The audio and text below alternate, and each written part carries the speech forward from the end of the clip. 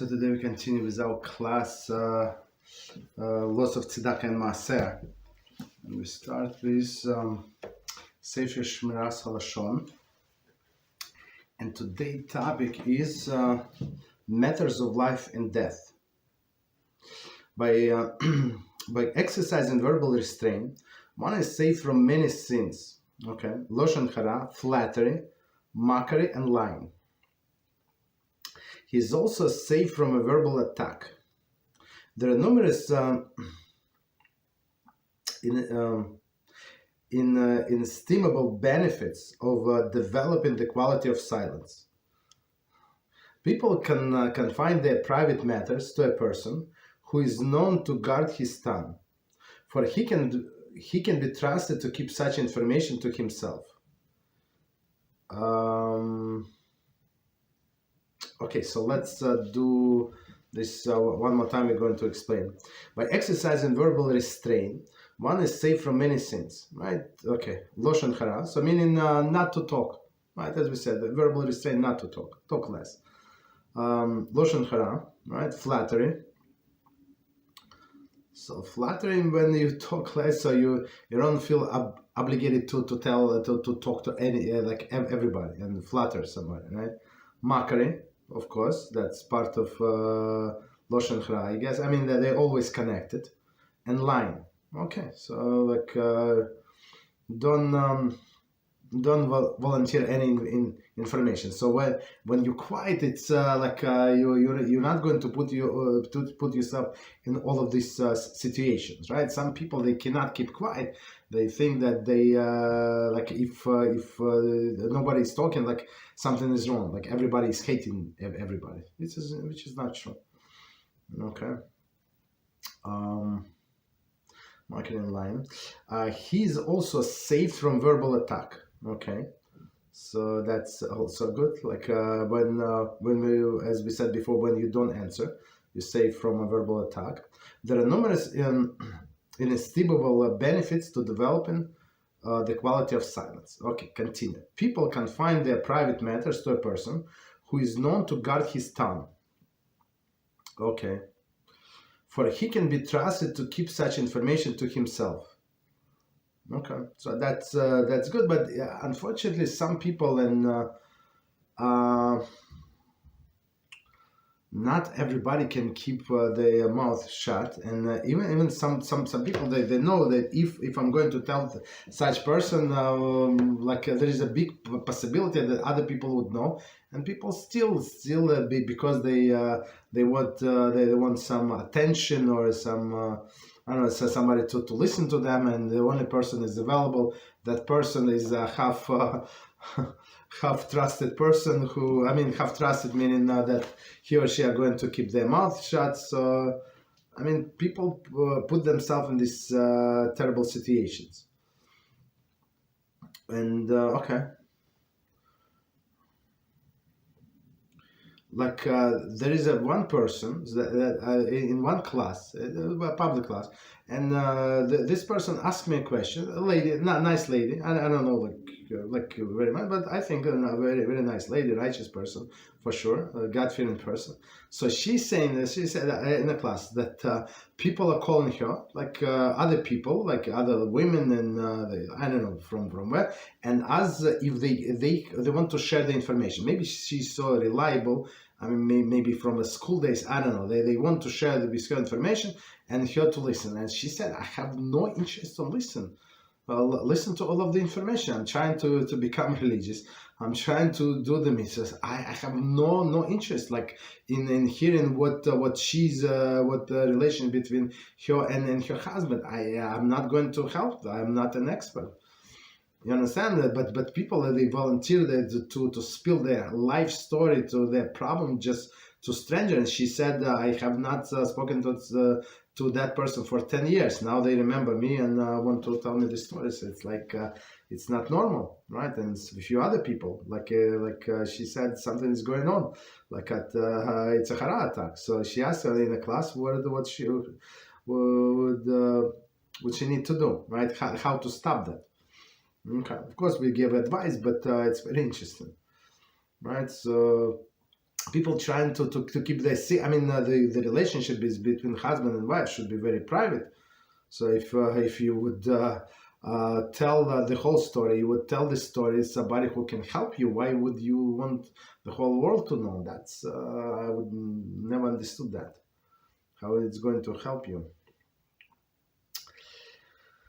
Continue. A wise man once said, when I hear someone speak evil of me, I remain silent, for I fear that I would respond in kind, okay, and I would then hear abuses, hear abuses that are worse than the previous ones. Whenever a person is verbally attacked and responds in kind, the result is invariably the worst verbal attack. So let's do this piece, and we're going to explain. I mean, somebody even in this class, like a few people ask this question, like a different kind of question, but it's the same idea. So one more time, a wise man once said, when I hear someone speak evil of me, I remain silent.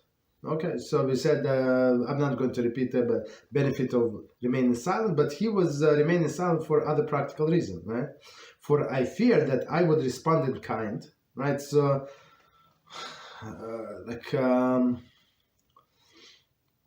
and it's natural for all of us, like if somebody insulting us, to respond in kind, and many times it's not the greatest people who trying to insult us, not the most humble people, right? It's usually some low life, right? They're trying to make fun of us, right? So of course we have something to say, to tell them, to say back, but what would be the result, right? So if you respond in kind, I would then hear abuses that are worse than the previous ones, right? So if you respond them, it's going to like provoke them, and sometimes it's they just looking for a provocation, right? And they say whatever they wanted to say to begin with. So they could not start with the worst abuses to begin with. They start with something mild to provoke you, and then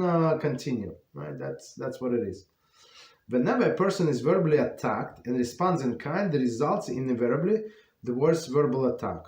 And it's very interesting, just to add to it. So in the laws of Lashon Hara, we said if somebody was speaking like bad about other person, right, in front of him, right, in his presence, and that person would keep quiet, it's not a proof that he admits his guilt. It's very interesting. So like logically a person say, yeah, you know why he's quiet? Because yeah, of course he's guilty. Of course no, absolutely not. Chafetz Chaim, our sage, says absolutely not. It does not absolutely mean that, meaning that there is a possibility that he just does not want to escalate the issue. That's it, right? So because he knows this person has a big mouth, and if I'm going to answer just one word, he's going to answer 3,000 words. Okay. Continue. Death and life in a tongue's power. It's from the Mishle 18:21. The tongue can cause harm in a way that the sword cannot. The sword can kill only through the direct contact with the victim, while the tongue can bring about a ruination of someone who is miles away. Man was created with 2 eyes, 2 ears, 2 nostrils, but only 1 mouth, to indicate that he is obligated to limit his speech. His speech, for transgression through speech can occur quite easily, with far-reaching consequences. So let's do this piece one more time. We're going to explain. So it says that death and life are in a tongue's power, right? That's famous. Sometimes they say on the tip of the tongue, but it's same source. It's Mishle 18:21. The tongue can cause harm in a way the sword cannot. Right, so meaning the tongue is like a far far-reaching, right? So even a person said something in this country, and it can provoke people in a different country to come and start the war, right? Especially if somebody like very important to say, like some president of the country or some like prime minister or some like big shot the king said about other people, whatever he said, right? So it can cause a big commotion, right? But here the sword can kill only with direct contact. So meaning that the word is more sharp, is more dangerous than the sword, right? Right. The tongue can bring about ruination to someone who is miles away. Man was created with 2 eyes, right? 2 ears and 2 nostrils, but 1 mouth, right? Indicating that he is obligated to limit his speech. And they say, I'm sure why he skipped, but to add to that, and it says the for all of what is it? For a mouth, they were created two guards, right? Meaning lips and a teeth to guard the tongue. And still, even with the double guards, it still continued talking, right? So Hashem indicated that you have this double mouth, double guards to keep it quiet, and you still do whatever you do, right? Limit his speech. For transgression through the speech can occur quite easily with the far-reaching consequences. Okay, we stop here. Any questions on what we said? Just mark. Any questions? Okay, no problem. Okay, so we continue. 1 second. Oh, we started into the new chapter.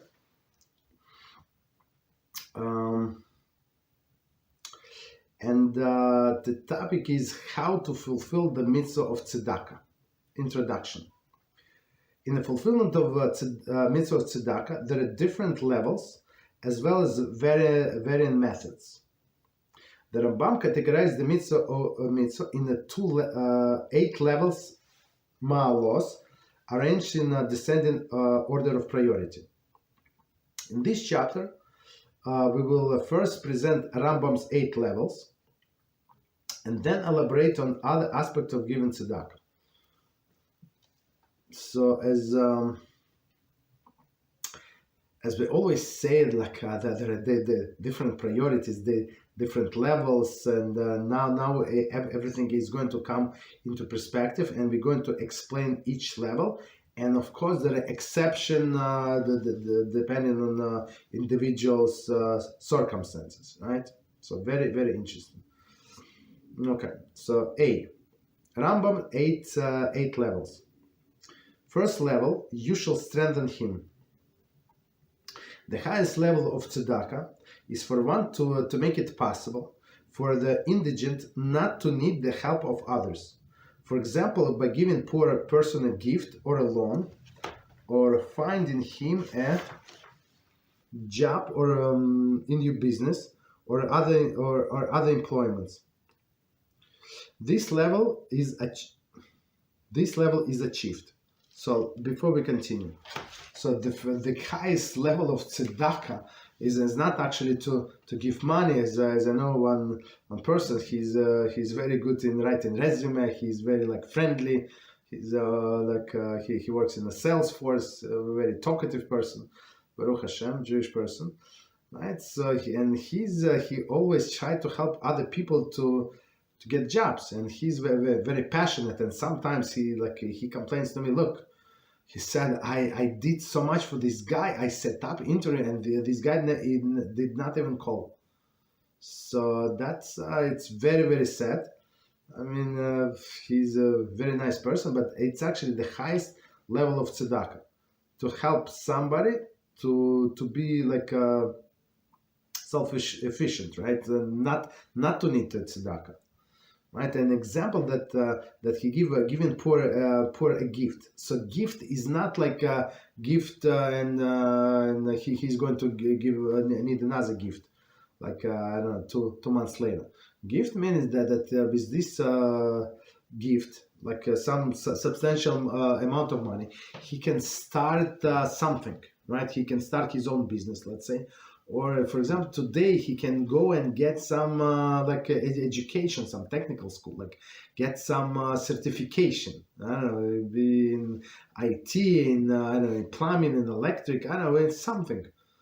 Right. So today there are so different, so many different certifications, and sometimes you need like a few $1,000s. That's what you need. Maybe he has time, but he does not have money to pay for that, and it's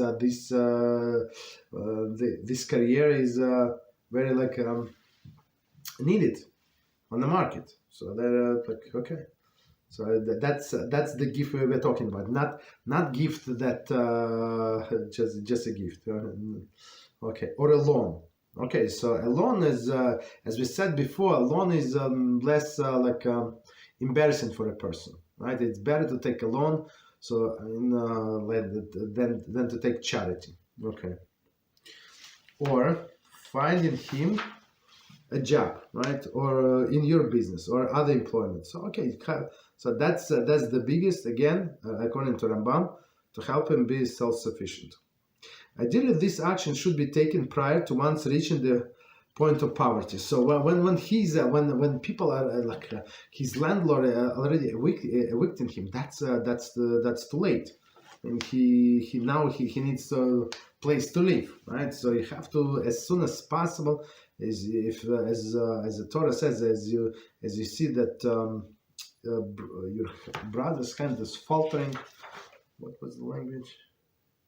Oh, it's not here. Okay, so something like that. So you have to run and help him to strengthen himself, strengthen him.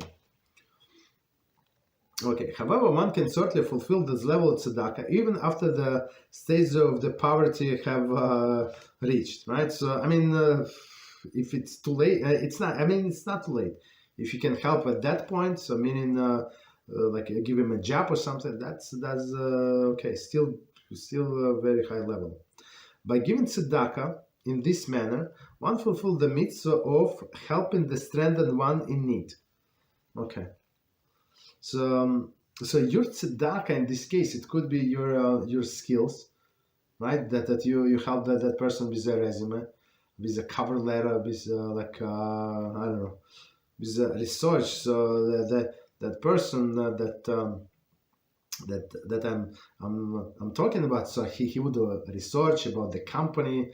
So he's in a sales force. So he knows exactly how to do that, because he always speaks to new customers. So he has to make a research. Who's the president? What did they do? How much revenue was last year, this year? What product they sell, and stuff like that, right?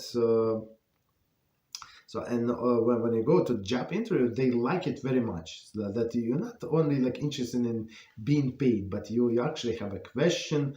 And how is this product that you started last March? Oh, you heard about Apple? Yeah, I heard. Yeah, a lot. Very interesting. You just read 2 lines on the internet. You understand? But you already have much bigger potential to get this job. Okay, continue.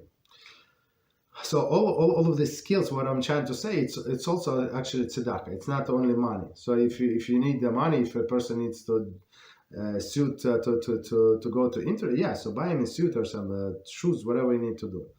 But this is also tzedakah. In general, anything that would allow individual to be self-sufficient would fall into this category. Period. That's it. So that's the highest category to make this person independent, right? So self-sufficient. Okay. Similarly, purchasing an item for an indigent is considered to be in this category, right? So whatever. Apologize. Similar purchasing the item from an indigent is considered to be in this category. So he sells chairs. And you know these chairs are very, very dangerous to sit on. Okay, so you buy this chair. I don't know. You don't sit on that chair, but for him it's a big deal, right? So it's You're trying to support him. Okay, so it's 100% tzedakah. Continue. The mitzvah, this mitzvah, not only applies to one who helps one who is lacking, it even applies to one who is not lacking, and you support him by ensuring that his parnasa is livelihood, through your patronage. By purchasing from a Jew, from Jewish instead of non-Jew, one fulfilled the mitzvah of right on this mitzvah, like to strengthen himself. One should ask Rav how much more he is required to pay for item in a Jewish store. Okay. One also fulfills this level by allowing an indigent to pay back a loan a little at a time, thereby enabling him not to have to borrow again. So let's look at these other examples. So first we say try to make him self-sufficient. Another example, he said, even if he's not lacking, but he's trying to survive and in a business. And today, when so many things sold on the internet, so I know another person. I actually learned with him. So he always goes to buy these books from a local guy. So there is a local guy in his town, Jewish town, and he buys the books from him. I buy everything on internet. I mean, I don't have like a bookstore next to me. I mean, there is like 10 minutes drive, but there is never ever parking there. So so it's much cheaper to just to order from internet. I mean, same money. It's not cheaper. It's like exactly the same money, but no hassle. But this person, he specifically goes to this guy, right, to this Jewish guy, and he always said, no, I'm going to go to to buy from him to give him parnasa. So of course, I mean, how much person makes on the book? I don't know, $5, $3. I don't know, not a lot, but for him, just I mean, like people come and buy, so he feels supported. Very interesting. Okay. Right, so meaning it's a bookstore, Jewish bookstore, but like even to go to the grocery or something, that you know that a Jew owes this some store, so it's better to buy it from him than to buy it from a non-Jew. But again, so if it's the same price, right, of course you must go to a Jew. And if it's like 1/6 up to 1/6 higher, then Jew has prices up to 1/6, it's 17% or so, right, higher. So you're obligated to go to a Jew, right? If it's the same product, right? If it's more than that, so you're not obligated. But they say like up to 20-something percent, like it's proper to go to give him parnasa. But if they carry different products and products by a Jew, like a fresher, let's say fresher tomatoes, and a better quality, I don't know, whatever, better produce, so you're not obligated to buy from a Jew. But it's proper to support a Jew, of course. Okay. And another last one, right? Like scenario in this list was the one also fulfilled this level, meaning all this the highest level. So it's not you're not humiliate anybody. You don't give them any money. Like they trying to survive. They're trying to work. They're trying to do their best, right? One also fulfilled this level by allowing an indigent to pay back the loan little at a time. So now, like, I mean, for you, maybe he owes you $5,000. He pays you $50. Okay, he's going to be paying you like a month, right? He's going to pay for a very long time. All right. So, right. Okay, but what can you do, right? So give him time. Don't pressure him. So it's going to be this level of tzedakah, level 1. Okay. Any questions on level 1? We continue. Okay, so then level 2. Second level of tzedakah is when the benefactor does not know the identity of the recipient, and the beneficiary does not know who his benefactor is. One can fulfill this level by giving money to Gabbai Tzedakah, charity collector, so that he will give tzedakah to the poor. However, it is understood that one should only give his money to a Gabbai Tzedakah who is trustworthy and knows how to properly deal with poor when they come for assistance. Okay. So second level, when you give money, when you give to tzedakah, so you do not know who is going to get. I mean, of course, you give to a person, to an organization, right? But you don't know who his bottom line recipient is, and that the recipient does not know where the money came from, right? They know that it came from Beezrat Hashem, for example, right? So you give to Beezrat Hashem, you don't know how your money is going, whom your money is going to be given to, right? And they do not know how they're going to get this money, from where they get this money. By the way, somebody asked me a question about this supporting all of this 3,000 siyum, right? So of course, to donate to this cause, 100% tzedakah. Of course, we pay money to these people. I mean, it's not a lot of money, but it's 100% tzedakah. It's to finish Shas in 1 year, it's a lot. It's a lot, and even these kids, Rabbi Reuven, they call it kids. They doing Mishnah in 1 year. They call it Shas Mishnah.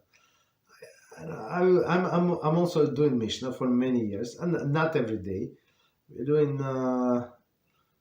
like twice a week, for 45 minutes twice a week. No, for 45 and 30 minutes twice a week, and I'm not sure how many percentage we finished. I mean, we're trying to go deep inside. We go back. We're trying to discuss and trying to understand, but still, it's they doing an amazing job with such a speed. They studying many hours. It's not like it's not 2 or 3. It's, I don't know, 5 or 6 or even 7 hours a day to finish whatever they finish. Minimum, maybe even more. Maybe more. Okay. So we got right. So meaning you find this Gabbai Tzedakah, meaning that person who gets the money, he understands that it's not the Gabbai. I mean Gabbai. This I mean that gives him. It's like a Beezrat Hashem organization. Rabbi Reuven sent the money, but they understand it's not his money. It's other people, other supporters who gives the money, right? But he does not know whom. And you, as a supporter, do not know whom the money are going to. So it's second level. Okay. Third level of tzedakah is where the benefactor knows who is receiving the money. Okay, but the beneficiary of the money does not know the identity of the benefactor. Okay, one can fulfill this level by giving money to a person and having the person give money to a particular indigent without telling him who the benefactor is. Even if an indigent wants to know who the benefactor is, the person may say that it's his own money, in order not to upset poor man by revealing the true identity of the benefactor.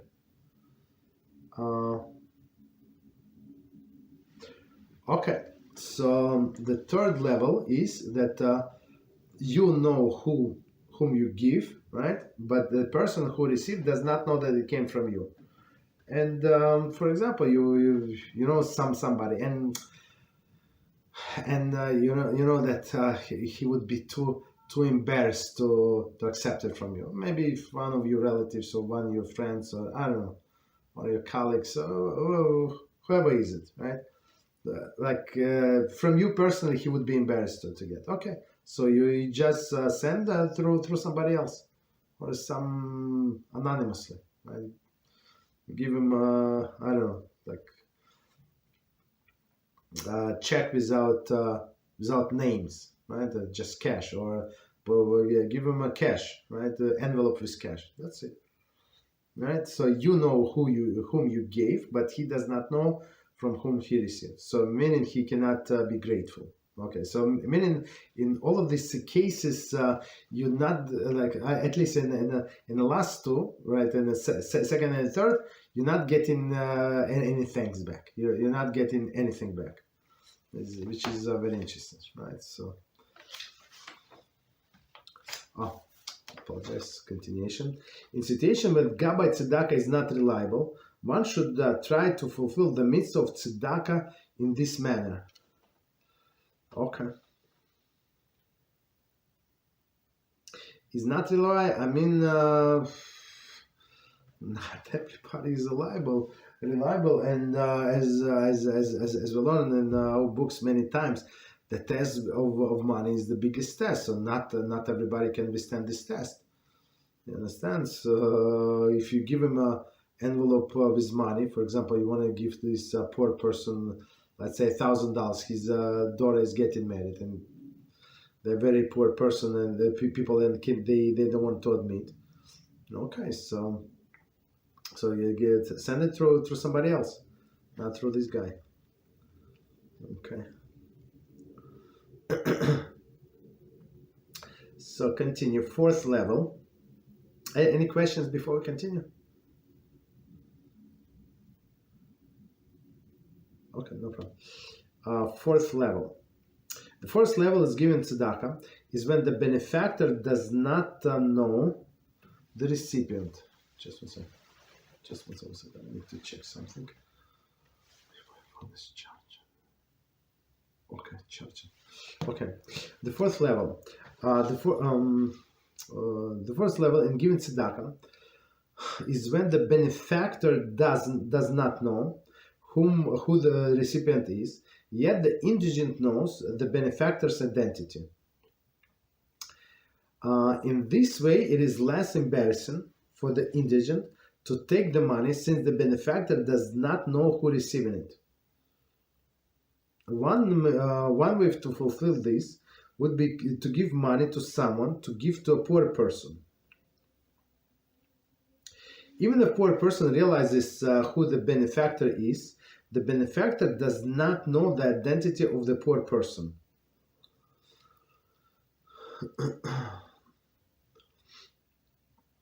So in this case, the benefactor does not know whom he gives, right? So he does not expect anything from anybody, but the poor person, the beneficiary, he doesn't know from whom he receives. Okay, so last sentence one more time. One way to fulfill this would be to give money to someone, to give to a poor person. So meaning he gives to his son, I guess, and say just, or to somebody, his employee, they said go around and give it to poor people. I don't know, something like that. Okay.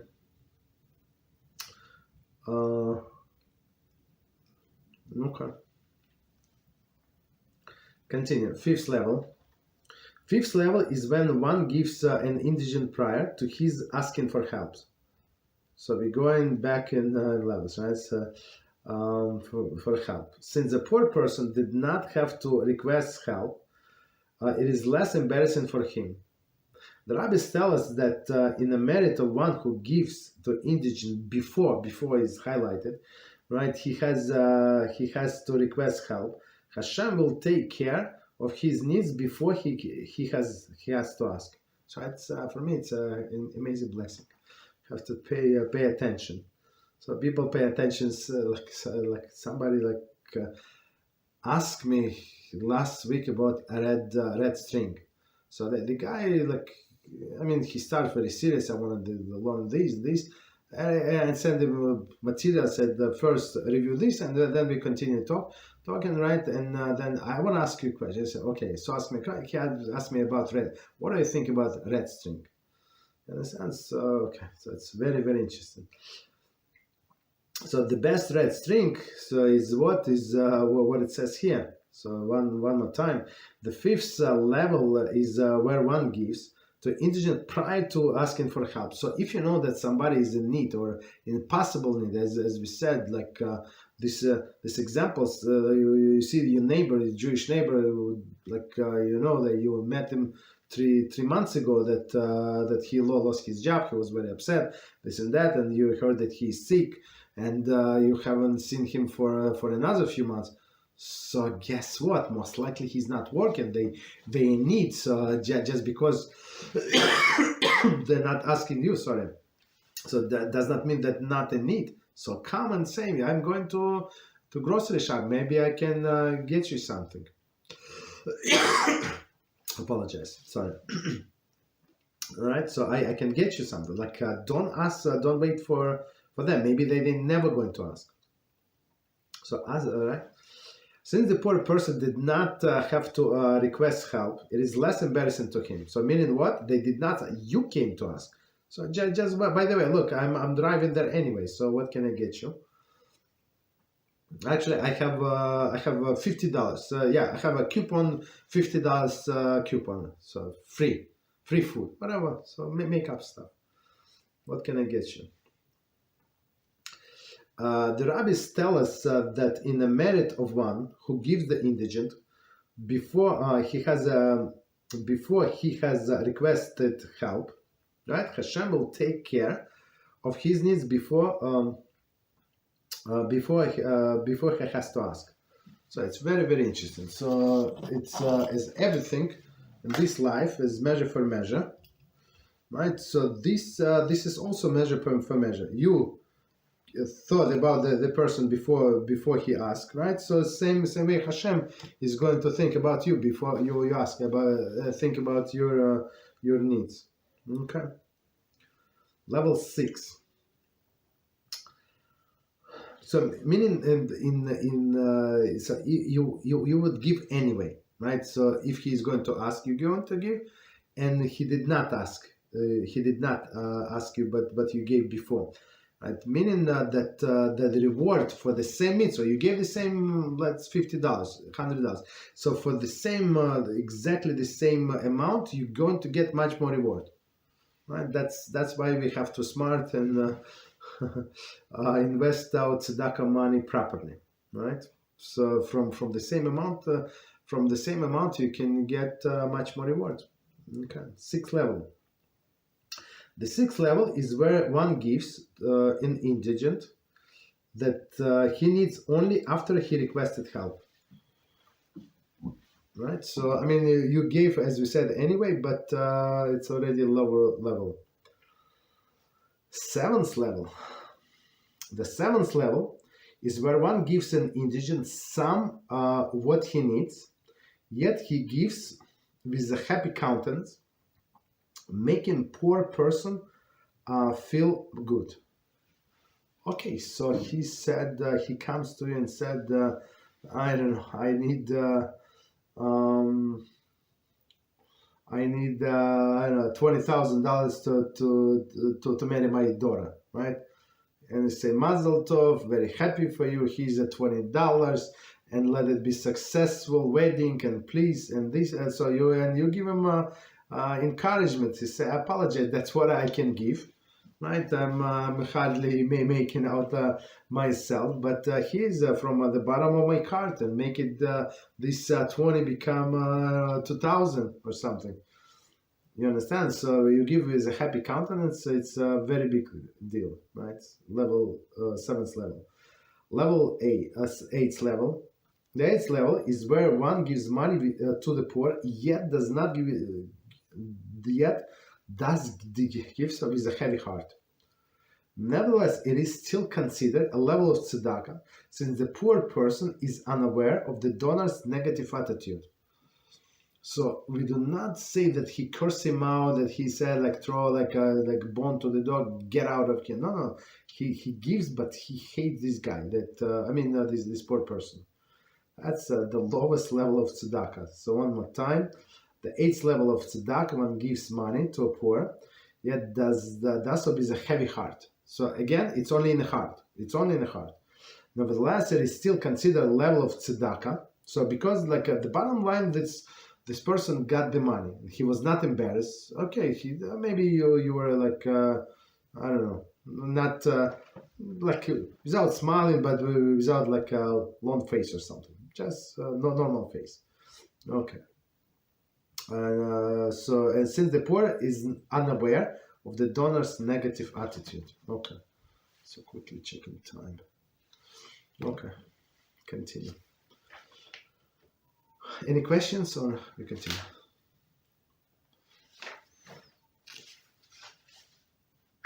Yes, go ahead. There's a question of word says, how to balance between giving tzedakah and modesty?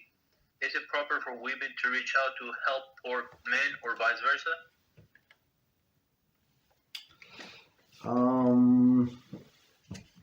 No, it's not.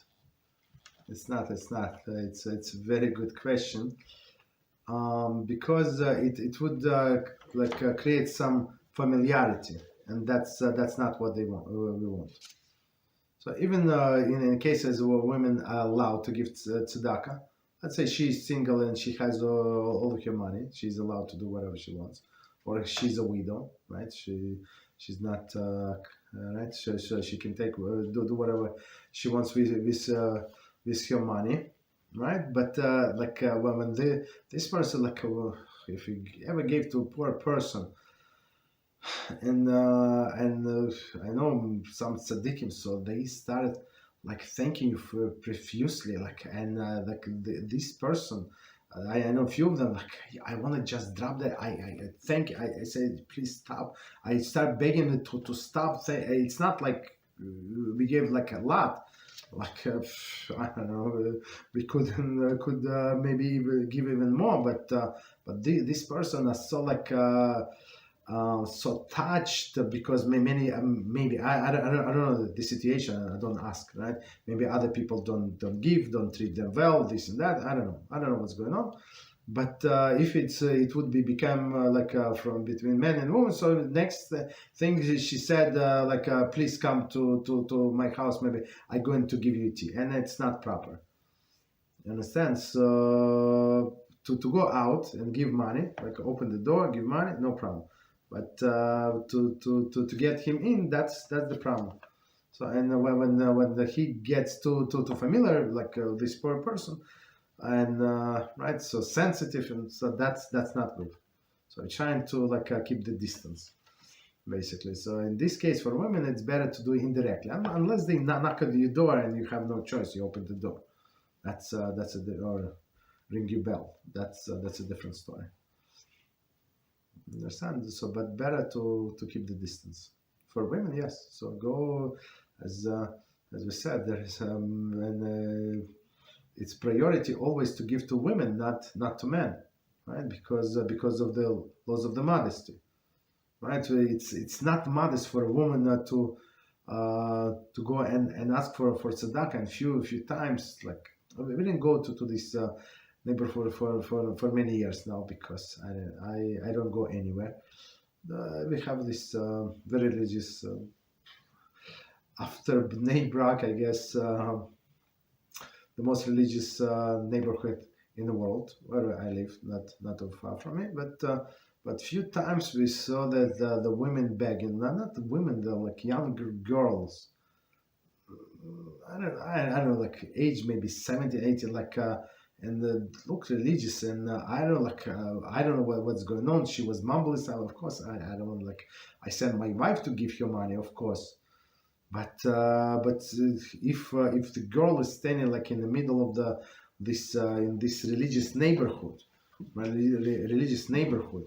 and she's asking for tzedakah, it's in broad daylight, situation is very, very bad. When man is asking, elderly man, okay, it's understandable. It's like right, but women asking, that's you must give because it's because of tznius issues, right? Okay. So I guess for women, she can get to know who is in need. So you just ask them so much need. You just ask and they're going to give you the list of the people. And you pick yourself who you want to give. Another lady. That's it. Okay. Anything else? I'll continue. Sorry. Okay. So let's continue. Section B. Additional aspects of performing mitzvah tzedakah. A. Give with a smile. Do not show disappointment. Okay. When one gives tzedakah, one should do so with a cheerful smile and a happy heart. So not only outside, but inside also. One should speak kindly with the indigent and sympathize with his situation. Right? So because, as our sages say, the life is a circle. So today he is down, Chas v'shalom, tomorrow maybe you're going to be down. But since for sure, life is a circle for sure, and Hashem is running this world measure for measure also for sure. So if I'm kind to somebody, so Beezrat Hashem, somebody is going to be kind to me when Chas v'shalom I'm in that situation. Right? So give us a smile, like with an open heart. Alternatively, one who dispenses tzedakah to indigent, but then one said that displeasure in giving loses the merit of the mitzvah. Like, why would you do that? Right? The merit of the mitzvah, because right, even if he gave a very large donation, very interesting, very large donation, it is irrelevant. However, one who is unhappy about donation tzedakah, but does not make apparent to the poor person, still fulfill the mitzvah of tzedakah, as we established in the previous chapter. Right? So if he gives, if he made the other person know, right, aware that he's not happy, throw his money or get this money, never see my face again, right, or something like that. So he loses the mitzvah of tzedakah. So it's not tzedakah. Right, but if it's only internally upset, this guy comes, he should get finally a job or something. So that's you still get the mitzvah of tzedakah since you gave, but not a good idea. Okay, because just losing the reward. Next one, B, given from the best. It is meritorious to condition oneself to dispense tzedakah from the best possessions when fulfilling the mitzvah. In fact, this applies to the performance of all of the mitzvahs. So since all of the mitzvahs you have to beautify, right, to make it in the best way possible. So in this way, right, with tzedakah, so for example, you want to buy somebody a gift, right? So somebody who cannot afford, like shoes, right? Somebody cannot, children's shoes, right? So you cannot buy like the cheapest one. So buy some like medium. I understand buy the most expensive. That's stupid. But buy some good quality stuff, right? Or food. Don't buy somebody like some spoiled food or something. Some that is going to start rat the day after tomorrow, right? So no, buy them good quality food. The mitzvah should also be performed wholeheartedly. It should preferably be attended, to which even greater care with alacrity than the doing for oneself. So very interesting. So first, given from the best, and with enthusiasm, do it as soon as possible, and even better than hurry, even with alacrity, have alacrity, even better that you would do it for yourself. Like you need and somebody else needs, so do for somebody else first. C, given to avoid poverty. Sorry. some are accustomed at the time of dispense tzedakah to daven that he or his children never come to the point of needing tzedakah. So of course it's that's like I said about red string today. So that's a red string in some sense, right? You want some insurance, right? That not to be in need, right? So to always be from a given side. So prove to Hashem. So I'm the best cashier. I'm the best banker right for you. So you send me money. You send me money. You give me 10 whatever. You give me amount. I'm going to deliver that amount as reward. You give me 90% of what you send me. What you gave compared to what you give to that person. Okay. So if you're such a responsible person, so of course Hashem is going to use you, right? Why not? Okay, so because He wants to provide for these poor people, and He already promised, so He needs some trusted employees. Next one, D, making a bracha. Okay, so meaning one second. So one more time, the previous one.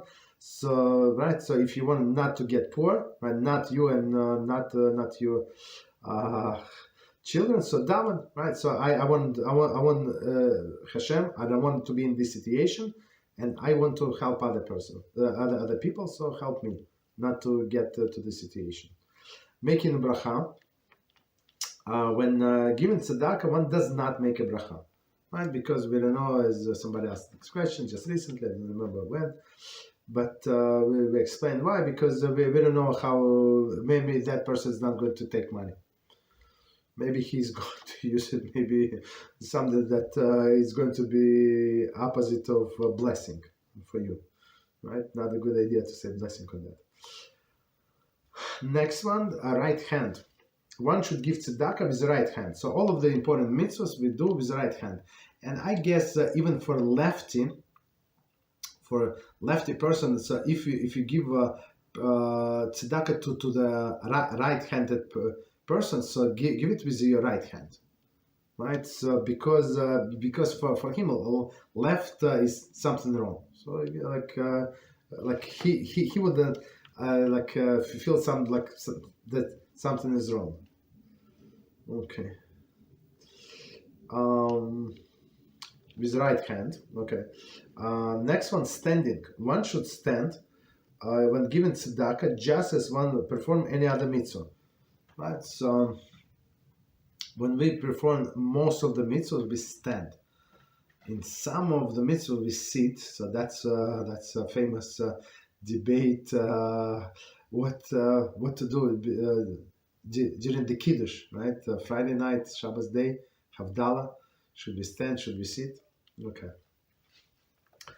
But with most of the mitzvahs, we stand. Oh, and here we go. This. Tefillin, right? So Ashkenazic custom to stand when we put on tefillin, but Sephardic custom is to sit. Okay. And Ashkenazic custom is to sit during the kiddush. Sorry, and Havdalah. And Sephardic style custom is to stand. But some Ashkenazim also to stand. Hasidim stand. Continue, but with most of the other, like majority of the mitzvahs, we do stand. Same as tzedakah. So you're sitting, you are writing check, for example. Now we want to give this check to the other person, so you have to stand up.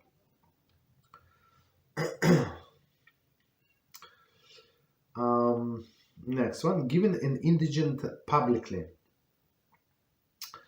One should not give tzedakah to indigent in public place because the presence of other may embarrass him. Indeed, it would be better not to give than to give him and embarrass the indigent. I mean, when everybody is understand what's going on, yeah, not to give him. But if he's he's knocking his door, or he's circulating around the shul and ask for money, of course you can give the money, right? So because he's not going to get embarrassed. But if you approach somebody, Moshe, I was looking for you like in a supermarket, so here we go. You probably the tzedakah, you probably can use it right now. So the whole supermarket, the whole line is looking at this Moshe with his family, and the faces are pale and red and pale. Okay, so better not to give this situation. Understand? So not to embarrass him. However, this does not apply in situation when the poor themselves are collecting publicly, exactly as we said. So he's going around, so there is no problem. The reason that when the poor approach people in public, they demonstrate that they're not embarrassed. Okay, so if they try to hide this issue that they're poor, that's one thing. But otherwise, there is no problem. Okay, so here's something related to what was asked today. Given a woman in private, but here's a different situation. It's when woman is asking, right? Men should not give women tzedakah in private place, in order that the people should not suspect that they are involved in avera. Okay, that he paid for something. Okay, so don't do that.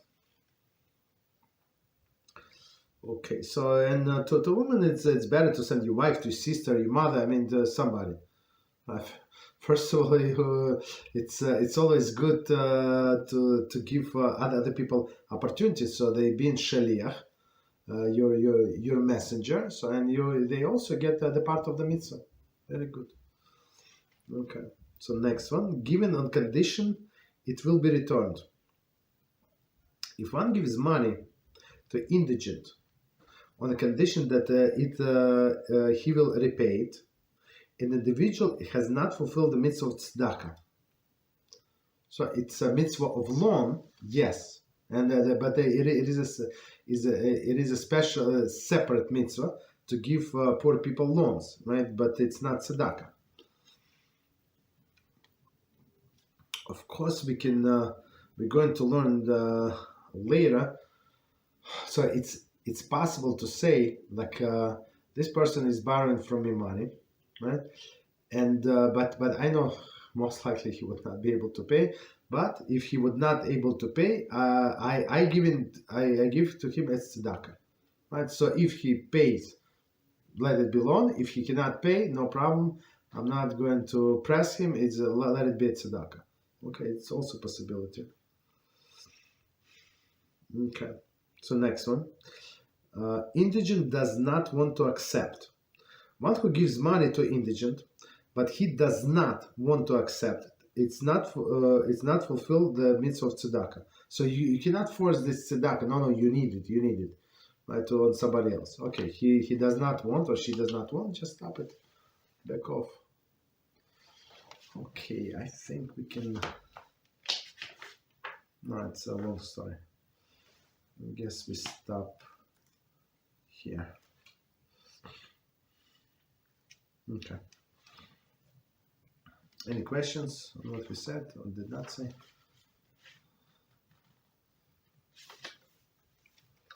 Yes. So based on this example, like what Rabbi gave about life being a cycle, where one day we can be the givers and Hashem Shalom, later on we can be the receivers. I'm listening. If in the case when the person ends up being the receiver after being the giver in the past, when he receives help, is this help going to be taken out of his marriage that he gained when he was a giver? No, I don't think so. That's one has nothing to do with another. It's not like him a punishment, right? So when something is taken out of somebody's merits, is a punishment, right? That he's losing his merits. But but he is not. So he was a rich person, or not we're not talking about rich, like well-to-do, not just simple. Apologize. This blue-collar worker, right, was able to pay his bill, like most of us, right? And then luck went down, and it's very, very easy. Like you were like you have some savings, you have a job, some stability, and guess what? Suddenly there is no job, and savings finish faster than you thought, right? So it's not such a like a crazy situation. It takes a little time, but it's very, very like possible to be in such a situation. So one person depends on another, and but in the merit of what he's given, so Hashem is going to send them people who like would give him like in a dignified manner. Like he would not have to like go like around, and some people like very pushy, as I said before, like in this Israel, like so many examples. Where I live, there are no such a people, but in other neighborhoods, I think there are. I saw on the street like they ask, they not ask you to give them money, but they demand of you to give them money, which is crazy. Okay, what else? Thank you, Rabbi. You're welcome. So in this cases where another person, like the receiver, is kind of pushing us really hard to give the money, and we end up giving it unwillingly, does that count as tzedakah, or we just got robbed? Or? Yeah, it's no, as we said, not this time, but the time before, exactly as you said, it's a robbery. Has no like the definition of the robbery is when you take somebody without somebody else's agreement, right? The person is forced. I mean, everybody's looking like this guy is screaming at you in the middle of the street, like I did this to you, and now you cannot give me this money. You would give because of the embarrassment, even though you understood, like you gave all of the money from your pocket. And guess what? Tomorrow is 28th, and you have to pay what 29th of the month. You have to pay your rent in a few days, and now you're short because you gave him. You understand? It's 100% stealing. 100%.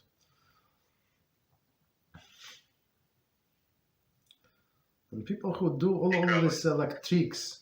So one is I don't know. I said this story before. So if I said stop me, but it was a case. So please stop me if you heard the story. It was a case when one person, not Jew, he was collecting for a hospital. Right, he was a fundraiser. Fundraiser make a good living, just so you know. They make percentage, right? And he was collecting for a hospital, and he was like nudging one guy, one like very, very rich person. And this rich person was very greedy, right? And he said, "Okay, stop it. I'm going to give you 1,000. 1,000 is good. So 1,000, like I need, I don't know, I need 5 million to build this hospital. We're talking about 20 years ago, right? Or 2 million, whatever. Like, but you 1,000. What I'm going to do with 1,000? Simple people give me 1,000. But you can give me much more.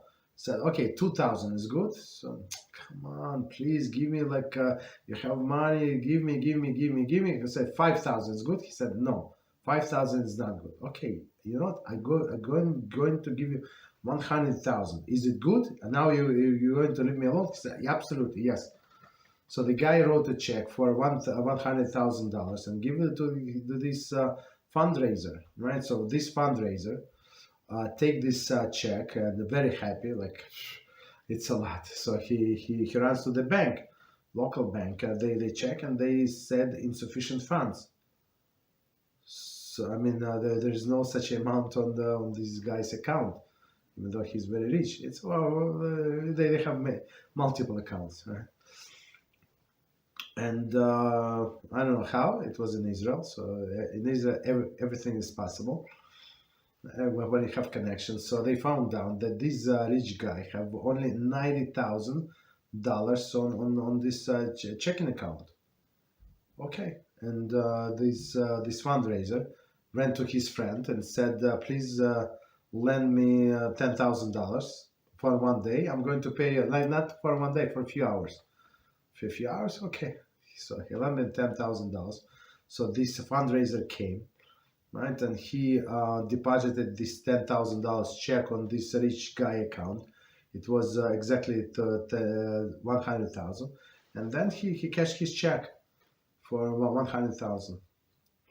You understand? So, and looks like whatever he did was a perfect. This guy, this rich guy, gave him. He intended to give $100,000. Maybe he did not know that it was only 90. Okay, this guy said, okay, 90, 100 doesn't matter. Okay, I'll go with 90. No problem. You promised 100, I'll go with the 90. Right? And he cashed a check. So when this rich man found out that what happened, he was very upset, and he demanded for money to be returned. Right? And the story, did I tell the story or not? Tell me.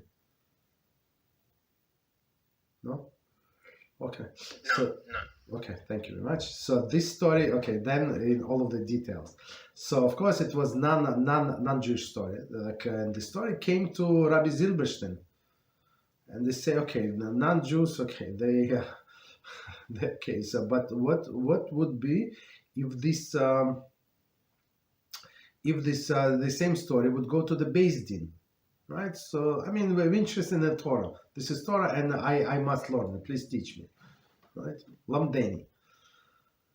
And Rabbi Zilberstein said very, very interesting. He said, first of all, it's when from the beginning of the story, you can see that this rich guy, he did not want to give. So he's so stingy. So people do not go from 5,000 to 100,000. From 0 to 100, nobody goes, right? So meaning that he was just saying this 100,000 just to get rid of the guy, because he did not want to give him anything. So meaning that this fundraiser, he tricked him. He tricked this guy 100%. He tricked him, right? This rich guy, and his deposit on 10,000 and then withdrawn the 100,000. It was 100% stealing, because the rich guy did not intend to give anything. I mean, maybe 5,000, but for sure not 100,000. And according to the Jewish law, this fundraiser would need to, with all of his ingenuity, would have to return all the money. You understand?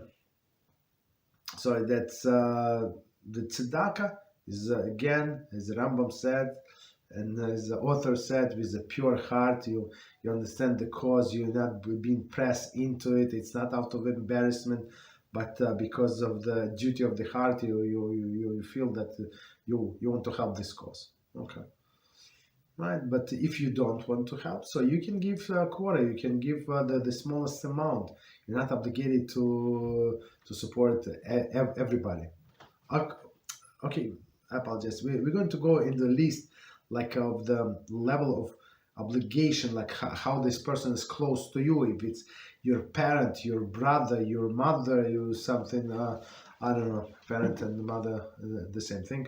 Okay, but so somebody who's learning Torah, not learning Torah, man, woman, like different ages. You have children, grown-up children, who you're not obligated to support, right? Where were they in this scheme, right? So we have to look into it. You understand? But this is what was 100% scheme. And another story, like from the same clever fundraiser. So he was collecting for the same for the same hospital, right? And he went to one town and he collected a lot of small checks. He's not Jew, right? Small checks, small amount. And he came to the mayor of the town and say, Mr. Mayor, look, you see the pile of the checks from your citizens. So altogether, it's I counted it's $10,000. Look, I cannot travel with such a lot of checks. Can you please I give you the checks to you. He was a rich man, and you give me one check from your name, and that's it. So I can put it in my pocket, and I could travel safe. We're talking about olden days, right? So Mayor said, okay, look, it does not cost me anything. Let's do guy a favor, right? So he said, okay. So his secretary calculated, yeah, exactly $10,000. So he wrote from his personal bank, right? Not from city office, from his personal bank. Such and such, right? $10,000. Okay, thank you very much, Mr. Mayor. So this guy, this fundraiser, sneaky guy, goes to the different town and comes and to the mayor's office. Okay, nice to meet you. Look, I just came from this town, and look, this mayor gave me $10,000. He's because they understand my cause, and it's not my cause. It's actually a hospital from the whole region, and this and that. And the guy, the next mayor, was embarrassed to give anything less. And then other people were pressed, and they gave a lot of money. He collected a lot of money because once you see that somebody is very respectable, give such amounts, so that's a worthy cause, right? We see, so he did not deposit the check. He was showing to everybody. And then the mayor from the first town heard about it. And he said it was, he took him to court. He said, you cannot do that. I did not, if I knew that that's how you would use my name, my check, I would never give it to you. I never endorse you. I just did a favor to you, right? So you would not carry so many checks, but I don't want to be like advertisement agency, right? So that's not the thing. So and he actually demanded that all of the money that he got this trickery way was I think that was the cause, the request to return to all of the donors. And this guy fundraiser, of course, he refused. Again, the question came to Rabbi Zilberstein. He said, absolutely, you cannot do that. You cannot do that because the other people were forced on false pretenses. So if they saw that this guy would give this other, first mayor would give only $100, let's say, from his personal money. Okay, he's not obligated. He gave $100, so they would give maybe $50, maybe $100, right? But now they saw that he gave 10,000, so they feel like at least match. So what? Our town is worse than the previous town. You understand? So that's all scams. Okay, that's from Vayrevna. Book Vayrevna. Go ahead. I'll drink a little water. Yeah, go ahead, please. Okay, so we have a few questions on the board. We have one all the way from the beginning of the class about Lashon Hara. Okay. So this question of love. If one is nosy and tries to dig private matters from us, and the person slanders us in our face to provoke us to reveal information, what should we do in this situation? Just walk away. So it says that it's not allowed to reveal Lashon Hara, even to people who you must honor. So who you must honor? Your rabbi you must honor. Your parents you must honor. Right? Even if your father and mother is telling, I'm your mother, I'm your father, you're living in my house, I feed you, and you are useless. Okay, no, not useless, but whatever. So I have been paying for you, this for you, that for you. Okay, so still you say, mother, I respect you, I love you very, very much. I care for you very, very much, but I'm not going to tell you because this thing is Lashon Hara. Rabbi, very nice, but it's not for constructive purpose. It's whatever you're asking me. I respect you very much. I love your classes, love your teachings. I always listen to you 7 times in a row. We're taking notes, but I'm not going to tell you because it is Lashon Hara. So if halacha, it's halacha, right? Like this about the person, like people who you must honor. So needless to say, other people, low life. But as I said many times, in my experience, you stop them 1 time, 2 times, 3 times, they lose interest in you. Like they're not Eitzah Hara. They look for easy customer. They look for somebody who easy to trigger. Right? They just start speaking. They ask them question, and that's it. Like radio, you turn radio on. That's it. You're like it's on.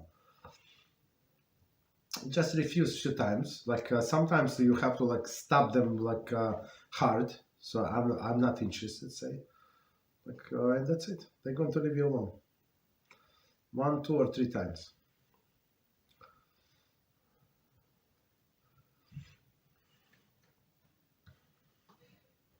Thank you, Rabbi. You're welcome. I will have a couple of questions on WhatsApp about blessings. Okay, go ahead, please. The first one goes, may blessings be said in your primary language, in English? Yes, yeah, blessing may be said in your primary language. There is no problem. Just so we know that's actually this question is an amazing question.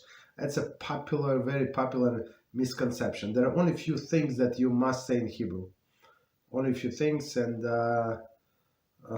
they're not very like practical. I mean, I don't want to say probably like not very like common day occurrence.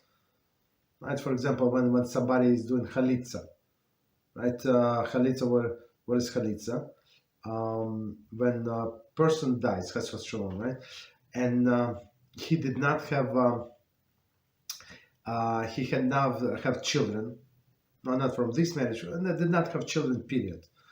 Right? And his wife is not pregnant. So technically, according to the Torah, his brother must marry this widow. Right? But if he cannot marry, and today with the law we do not marry, so they do the process which is called chalitza. It's like a divorce, right? In some case, in some sense, right? So and whatever she said, the sentence that he did not fulfill his obligation. I don't remember exactly the language, but it must be said in Hebrew, right? And what Sotai says, it must be said in Hebrew, and what Cohen said, it must be said in Hebrew to the Sotai. Like Cohen addresses people before the battle, must be said in Hebrew. When we bring Truma to the Beis Hamikdash, apologize, taking back. When we bring our tithes, like this second tithe, to the Beis Hamikdash, the 3rd and 6th years, there is special declaration that I took everything that that does not belong to me from my house. That must be said in Hebrew. Like a few other things, but that's it. So all other things you can say in any language you want. And somebody prefer to say it in Hebrew. There is no problem to say it in Hebrew, but you must understand like exactly what you say. Not exactly every word, but like you have to have the meaning. No meaning exactly. Yes. Okay. What else? Rabbi. The second question is about blessings.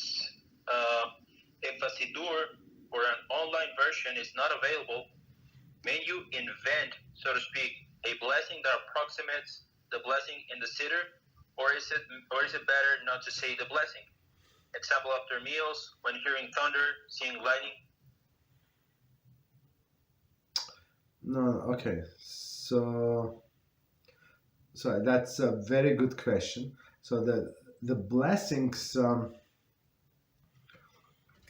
So blessing, what do we have in Hebrew? Just so we know, they were compiled and composed um, by assembly of very very righteous people. Knesset Hagidola, 120, the greatest people in the beginning of the second Beis Hamikdash. Right, some of them prophets, some of them were able to revive the dead. Right, that's how holy these people were. So, and they have, of course, created all of this with Ruach HaKodesh, with divine spirit. So whatever they say, that's what is going to work, what is going to count in Shemayim. Right, so that's the money that works. Right, all of the translations are actually word to word. It's not literal translation. Right, it's of course they can like.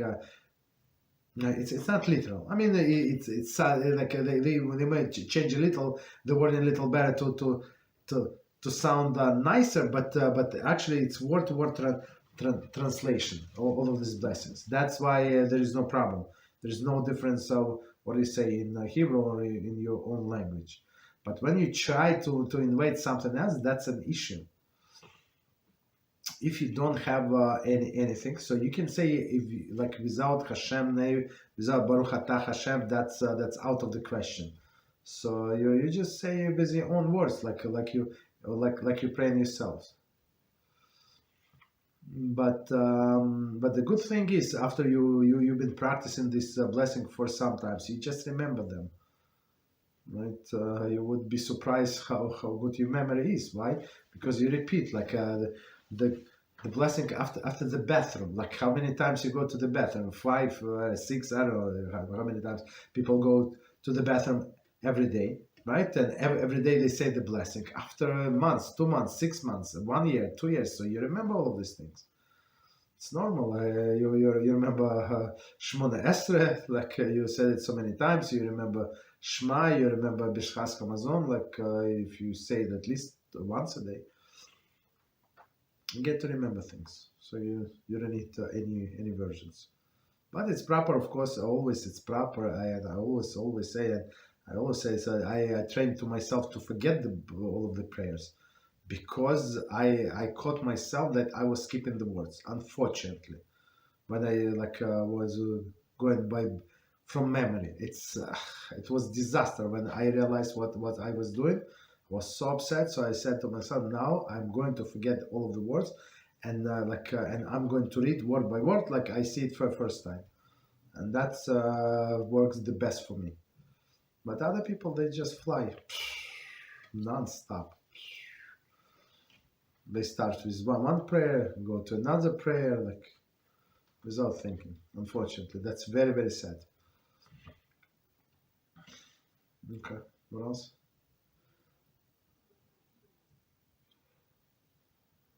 Thank you, Rabbi. You're welcome. Next question on the board. Go to Rav. Why would matriarchs bring rival to their household to merit their own child? It's difficult to understand how they are able to let their husbands marry another wife. From this, I wonder, should one be jealous in marriage? No, but 1 second. It's not matriarchs. It's only one. It's only Sarah, right? No, nobody else did it, right? Unless we read in different books, or only Sarah did it, and we saw how disastrous was it, right? And so Sarah was barren, and she knew from her birth, and she knew that Abraham was supposed to have progeny, but from where? If she's barren, from where these kids are going to come, right? So she thought maybe in some merit. So for a woman to have this another woman in the house, or even a second woman in the kitchen. Forget about the house, to live with somebody is another one. Like in a kitchen, right? To women in the kitchen, it's disaster. You understand? So it's and Sarah said, "Okay, I'm going to put my head down, and if it's better for Abraham, for my dear husband to fulfill his purpose in life, and that's what Hashem wants, right? To bring children from somebody else, not from me. That's what I'm going to do." Right, and that's how she agreed. But from this, we know what disaster was it. Right? It did not work very well for none of them. Right? Not for Sarah, not for Abraham, because he loved Ishmael very much. Right, and not for Hagar. Okay. And now we know this Ishmaelim, right? Not good. But as a reward for that, she got her own child. But don't try it at home. So one person did it, and that's it. That's enough.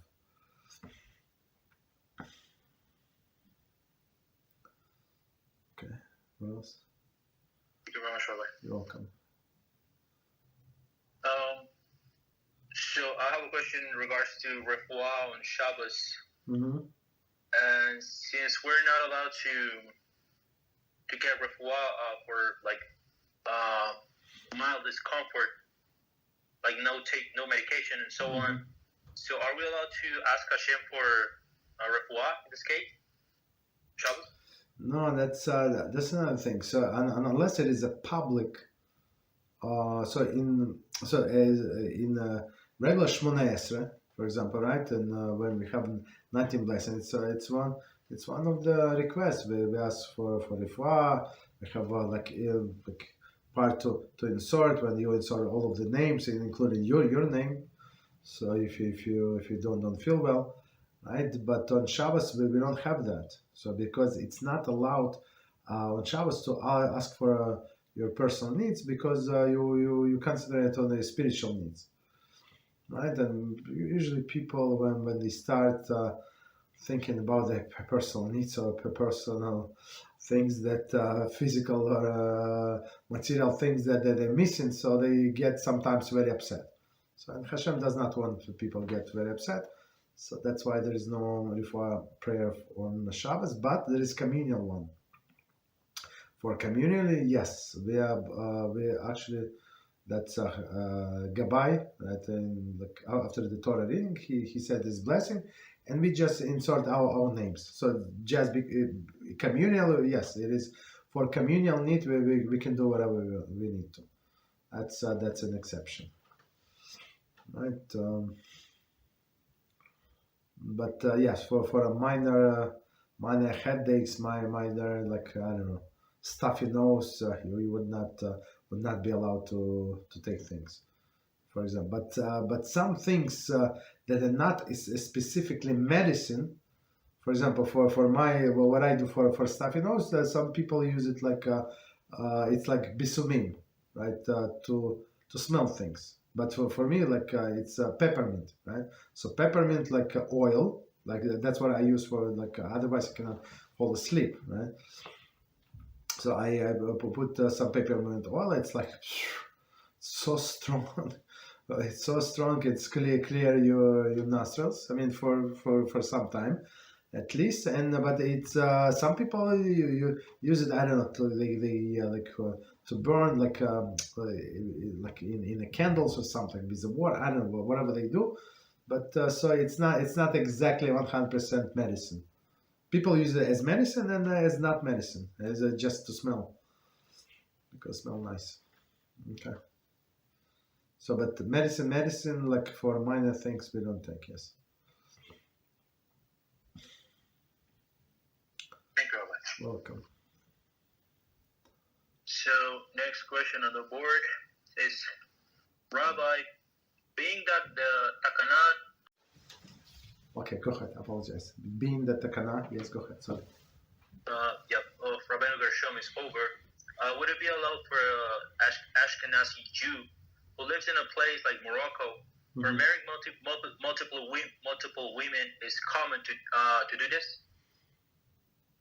Would he be allowed to? No, it would not be allowed to, because some things, since we've been doing it for so long, even this does not apply to us any longer. So the tradition is don't do it.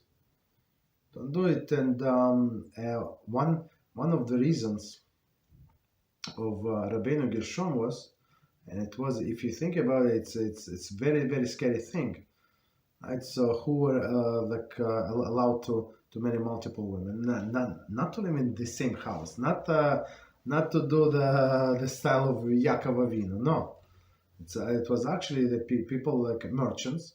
So they would go like on the boats, on horses, donkeys, whatever they would travel on to different countries, like over the seas, and bring the products, and like traders, right? And they would stay in that different country for some time until they sell whatever they sell, and then buy whatever they buy from that country and bring back, right? So it would take maybe sometimes 6 months, 8 months, 9 months. So these people were allowed to get a second wife and second family in another place. That was actually the primary reason, right? And the problem is, like, of course, he has a beautiful family there, beautiful family here. It's all very nice, and he's been supportive to all of these two families. It's very, very nice on one hand. On another hand, it's not there are passports, there is no like ID or something, right? So Chas v'Shalom, the brother and sister could get married. Simple, and they would not even know from one country to another country. They would get married. You understand? And this marriage is forbidden. So that was another reason to forbid these relationships. But for sure, it was not two women in one house, like Yaakov Avinu. Even in Yaakov Avinu, like they live in different tents, different things. But if you want to yourself, if you want to be killed was one of your wife, that's yeah, go and marry second wife. But our sages say, so even today, after Rabbeinu Gershom, I think he said, I'm telling you not, but there is, he said, of course, there is, if I remember correctly, there are exceptional circumstances. If 100 rabbis, Talmidei Chachamim, they would sign a letter that you should marry this second wife, yeah, so maybe you should marry, maybe. So of course, I mean, go find the famous 100 rabbis in the same room, and they should come together and sign the letter for you. Like, it's mission impossible. So he's basically telling you, like, take it easy. Just try to handle one wife and be happy. Okay. Thank you, Rabbi. You're welcome. What else? So, our friend says, question number 2, is it allowed to take vitamins on Shabbos? No, vitamins not. No, we don't take vitamins, no. So because vitamins is like useless. It's not medicine. So we're allowed to take something. I'm going to tell what we're allowed to take. Something like if you to prevent getting sick. So for example, you feel like I have a stuffy nose, I have a weakness, I have fever coming, this coming, that coming. So yeah, you would be allowed to take vitamin C if you, or whatever these 4 pills that this Dr. Zelenko recommended. Okay, so because it's proven to be working in most of the cases, like it's not like it's to boost your immune system basically. So if you take it on time, so it's possible that you stop the disease. Yes. But in general, somebody like taking medicine, maybe this vitamins it's not allowed. If somebody taking medicine like from a high blood pressure, from kidney stuff, I don't know, from whatever for blood, yeah, of course there is no problem. You should continue taking, or you take these antibiotics for the doctor tells us 7 days, 10 days, whatever, 5 days, whatever. Continue taking. Don't stop on Shabbos. Absolutely not allowed.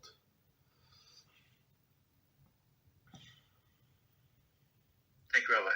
You're welcome. Next question on the board. Shalom Kabbalah.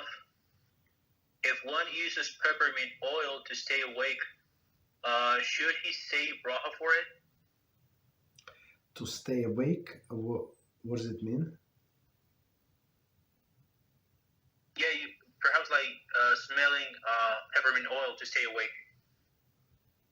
I mean, for sure you enjoy. At least I love that the smell. So you would say blessing only once, and if you want to continue smelling, you continue smell. But I don't know, mine is very very like potent. It's so sharp. Like if I apply a little more, like half a drop more, it's like it goes like into my brain. It's so sharp. It's a lot. So. I've been using for so many years. I use like just a little bit from the bottle.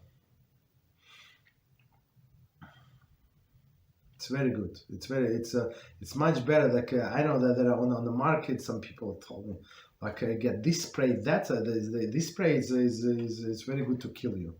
All of these sprays. Yeah, they're effective. You spray in your nose and you don't have congestion for. I don't know, this is 6 hours, 12 hours, but it's killing you. It's not good. All of these things are not good. It's not. I mean, it takes the symptoms, but does not help you really. But this peppermint oil, it's natural, cost almost zero, because you're never going to use it. I mean, like I bought 1 ounce, 1 ounce, like 10 years ago. I'm still using it. Still, maybe they use 10% of it.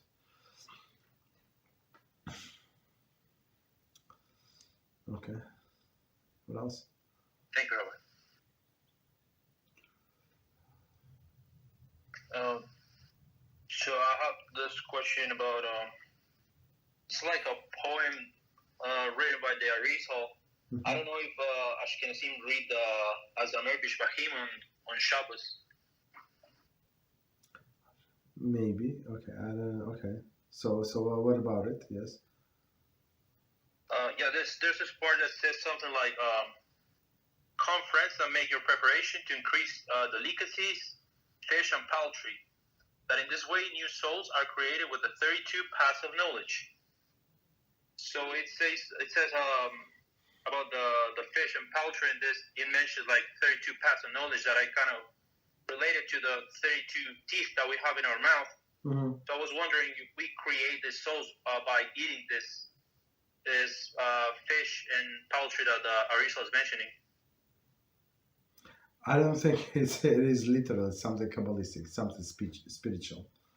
It's not about eating things and you're going to get smart or something. No. I think it's something spiritual, but we need to see his commentary, somebody else's commentary. Well, what is it? I don't know. Thank you, Rabbi. You're welcome.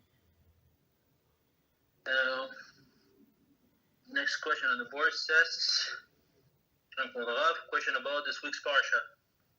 When Yaakov met Rachel the first time, he kissed her, even if she was very young, and he knew she is his destined wife. Mm-hmm. It still seems to be modest. I wonder, was it proper for him to do so? I mean, if he was Yaakov Avinu, that's what he did. That was modest. Yeah, she was very young, but he was very like emotional because he fell in love and he with her, and he saw in his Ruach HaKodesh that she's going to die very young. So from this emotion, so he kissed her. That's what it is. But I think he kissed her on the head or something. So it's not like not even change on the head. So it's as like a kiss to children, right? On the forehead or something.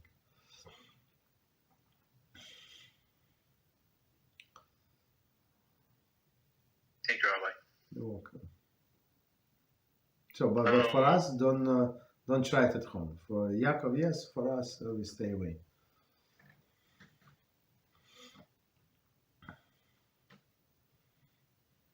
Thank you, Rabbi. You're welcome. In the book of Daniel, when he was kidnapped with his friends for like 3 years, and Nebuchadnezzar gave a command that they had to be fed with the same food of the kingship, and Daniel kind of refused to it, and he asked to the cooks that they would cook him kosher food. I mean, meaning just like grains and perhaps rice and beans or something like that. I was wondering, because I would assume that this food that he requested was not cooked in a kosher way, and yet he managed to stay spiritually strong for these 3 years that he was fed this food. So I was wondering, can we imply from this that it's not like it has to be a rule, but perhaps food that is not, food that is originally kosher from its origin, but is not cooked in a kosher way, yet still has like lesser from being packed spiritual upon the person compared to the food that is not kosher, such as pig and so on? I think I learned it a long time ago. I have not reviewed the Daniel, but the way I remember, he did not eat these cooked foods. That's what they offered him, but they refused. They actually ate seeds and nuts, like sunflower seeds and other seeds, whatever, edible and nuts. That they did not eat anything cooked. The way I understand. Right. So this non-kosher taste would not enter into them. So it is not allowed. Well, one of the prohibitions is not allowed to eat food that was not cooked by a non-Jew. Forget about it, even if it's 100% kosher. You understand? So this person, for example, non-Jewish lady came and you said, please cook rice for me. So he's a rice, like a kosher rice on this shelf. There is saffron. There is a nice spice saffron, right? Like with this, right? He's salt, he's water, he's a pot, he's a oven. So okay, you know what to do. I'm going to go for work. To work. So I'm going to come home. Just when it cools down, put it in the refrigerator, and you may go. So this rice is going to be 100% forbidden to us. Right, even though she cooked only rice, only with saffron, with the salt, with the water, everything was in our kitchen. She did not come with anything like a pig spice or something. No, so it is forbidden because it was cooked by non-Jew. It is a food that is a respectable food that is fit to be served on the table of the kings. On the table of the king, right? So okay, it's not allowed to eat 100%. So forget about non-kosher stuff. Thank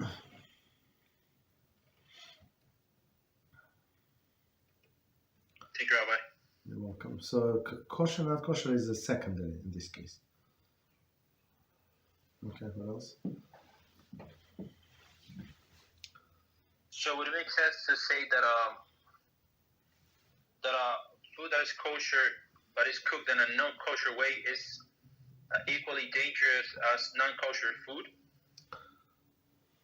So if we have a different prohibitions. So let's not mix them up. So one of the prohibition food that are cooked by non-Jew, right? So that's it's a rabbinic prohibition. Just okay, it's not biblical. It's a rabbinic prohibition. So so we don't get so we don't become too familiar with each other and get married. So, but when somebody says produce on a massive scale, right? Massive scale, like chocolate candy or something. So nobody's making chocolate bars like manually. And of course, it's in a factory. They do like a huge machines and like assembly line. This like they put the wrapper, this that nuts combined. All of these beautiful things. It's all automated, right? So it's all automated. So basically, in this case, there is a non-Jew who actually does it, right? Of course, there is non-Jew who supervise, but he's not cooking. You understand? So these foods would be allowed. So not because they're not cooked by individual, but they cooked by machine. So in this case, yes, in this case we need to check only for ingredients. So that's why, of course, there is there are many kosher foods. Of course, there is not. It's not Jewish establishment, non-Jewish factories, right? These rabbis or whoever, they go. Usually, you should be a rabbi, not necessarily, but most preferably, right? You have to have some degree in chemistry or like in all other science, right? In order to understand the process, some knowledge about the food industry and stuff like that. So, and they go and check and make sure that the whole process. So they supervise the process from the beginning to the end. They look at all of the ingredients from all of the suppliers, and they certify that these ingredients are kosher, and the process is, the procedure is kosher, and nothing else is being done on this specific line, or whatever is done is also kosher, because sometimes they would use this huge factory as they would rent, right, or send them orders. So one order came for, I don't know, 5 tons for this candy, kosher candy, and for a 17-ton order to the holidays for not kosher candy. You understand? Whatever, they have gelatin in there. Okay, right? So possible, right? They have this is candy factory, so they can they cater to do any candy, whatever you want, they can do. So in this case, yeah, our rabbis cannot certify this factory.